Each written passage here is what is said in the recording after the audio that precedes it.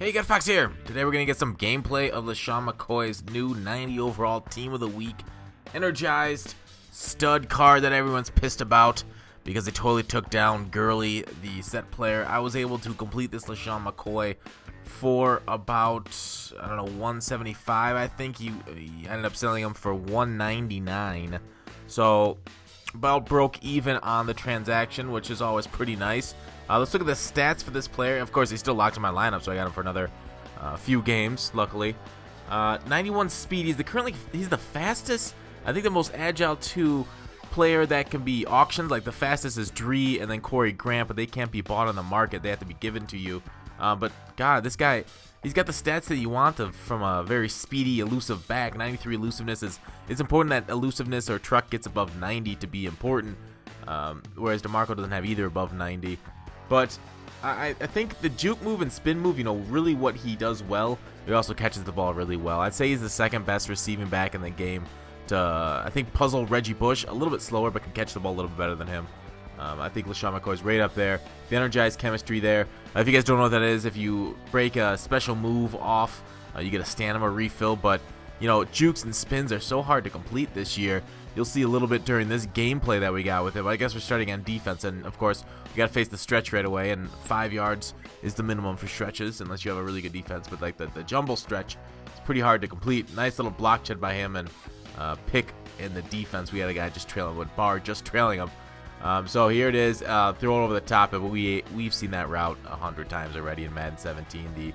The underneath little slant across. So let's get back on offense. Stretch play right away. Let's stretch him right back.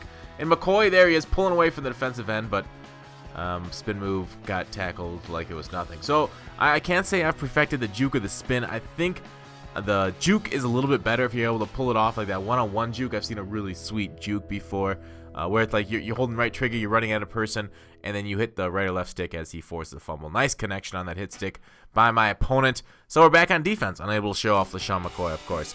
But here's a pass, little out route. There's the crosser in the middle. Nice little read. I tried to lay the hit stick, but completely whiffed on it. But overall, yeah, I've played a few games besides for the ones I'm showing here. Oh, nice little pick, Mr. Anthony Barr. Run down that field. Got caught, but we're still in it. Here's a little drive off to McCoy. I realized I don't throw to my running back as much as I'd like to. Here's a little pass to McCoy, and of course, he jumps over for the catch. So we get his big paws on that touch, and he was able to complete it. We're unable to get a first down because we can't turn up field in time. We should have thrown that a little bit sooner. There's the stretch again. Luckily, we're there with our safety and end to stop it in time. Nice little fake pitch there, but the corner gets it off. Was that Sam Madison? So it ended up, what happening was that game. I ended up getting disconnected and got the loss, unfortunately, with that game. So we're moving on to the second game because that one was looking like a solid one. Against another opponent here. But yeah, Shady, I don't know. Was he outstanding? Was he 200K worthy? I didn't feel it through my few games with him. Of course, like I said, I'm not the greatest elusive runner this year. I'm more of a power back this year. Last year in 15, I was definitely a speed guy, with the double juke in both those years. But this year, definitely more of a power guy, truck guy, and Shady doesn't have that. I mean, what kind of runner are you guys? Do you guys like to run routes up the middle? Oh, nice pick there, Mr. KJ Wright. So we're now on offense for the first time this game. We got a couple passes, drag route while he's running man, and Julio's just open. Yeah, I realized my offense, the way I gain yards, it is through throwing it to the wide receiver and tight ends here in this little compressed set and maybe a bunch set. I haven't, like the halfback out route, that speed out route, I should be able to do it more. I should do it more often and should have shown it to you guys a little bit more. But here is McCoy off the edge, just stuffed short. He broke a few tackles, and since the tuning updates, you kind of got to, he scores a touchdown, Mr. McCoy. So the tuning update, you kind of got to, I don't know, adjust what you think a good tackle breaker are because they aren't breaking as many tackle as we saw in the tuning update. And this was obviously recorded just about an hour ago. Well, you guys will see it tomorrow morning, and I'll recording it about an hour after I recorded it. So, nice little tackle there to bring him down. Overall, yeah, I mean, Shady, I think if you can get him for 120, I think he'll be a good value. I mean, he's one of the top running backs. He's no Adrian Peterson, we'll put it that way. The solo challenge, nice little drag there to get away from my blitz there up the middle. Ooh, he has hit me with those short routes pretty easily. But do I think he's worth 200K?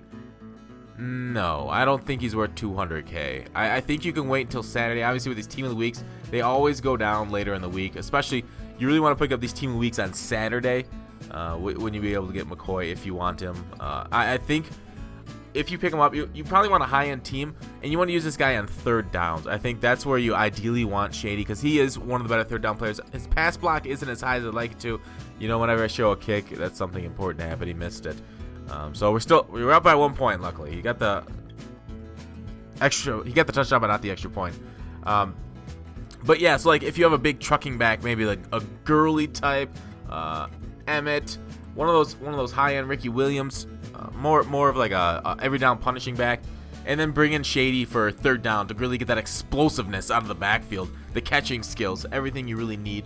Obviously, send him out on a route. Don't pass block him on third downs. You don't really have that flexibility to pass block him because he just doesn't have it. But he does have amazing skills once he has the ball in his hands. The 95 agility, you know, if you really want, I think he's the most like controllable player right now in MUT. Obviously, in regular teams, players are higher rated. Nice little pass up the seam by my opponent. Just snuck it inside with the pass lead inside. So he does it again, right up the seams, and this time Malloy says, "No way, Jose!" So he gets the hit. Malloy, I mean, he's getting those hit sticks. He did play well for me right there, getting that hit stick out of the thing. But here we are up the sideline. We got 15 seconds in the second half, so of course we can't take those dump off to those running backs. We gotta just get down in time, get down, get some like boogie. So we just throw that out of bounds because we don't want to risk catching it and then not being able to go out of bounds with no timeouts. So we'll take our 3 points, and we're able to kick the 52-yarder.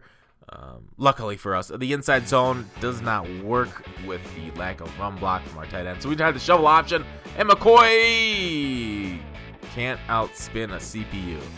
Man, the spin is bad this year. I don't know. How do you guys spin? Like, I obviously spin too early there. Something I could work on, but I don't know. Do you think elusive backs are worth it? Like, yeah, his speed is important to catch on third downs or whatnot as Aaron Rodgers scrambles for first down, but I don't see it. I don't see the elusiveness playing off this year as much as a trucking back. Like, people complain about that Gurley, but that Gurley's going to run a lot better than this McCoy does. This McCoy plays like a very regular running back to me. He doesn't break anything that I wouldn't expect other running backs to break.